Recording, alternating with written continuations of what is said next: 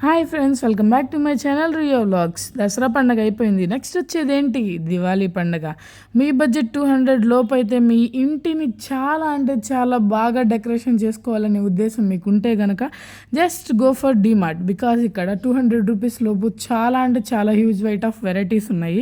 And అలాగే ఇక్కడ మీకు చూసుకున్నట్టయితే ఈ కప్స్ ఉన్నాయి కదా, ఇది 40 రూపీస్కే వచ్చేస్తుంది. చాలా అంటే చాలా రీజనబుల్ ప్రైస్. ఇదైతే నాకు చాలా బాగా నచ్చిందండి. 80 రూపీస్ పడింది. చాలా అంటే చాలా బాగుంది. అండ్ అలాగే ఇది వచ్చేసి 100 రూపీస్ పడింది. ఇది కూడా చాలా అంటే చాలా బాగుంది. నాకు ప్రతిసారి వచ్చే డౌట్ ఏంటంటే, ఇంత తక్కువ ధరలకే డీమార్ట్ వాళ్ళు ఇవన్నీ ఎలా అమ్ముతారు అని చెప్పి.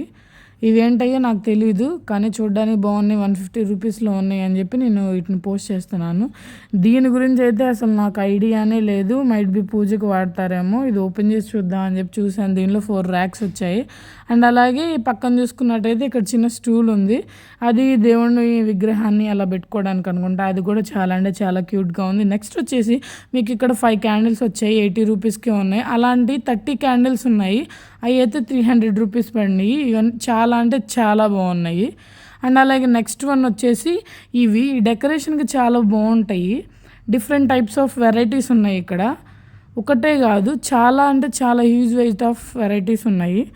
ఇవి వచ్చేసి ప్రైస్ మీకు 130 రూపీస్ పడుతుంది. అండ్ అలాగే ఇక్కడ పర్ఫ్యూమ్ క్యాండిల్స్ ఉన్నాయి. ఇవైతే 160 రూపీస్ పడతాయి.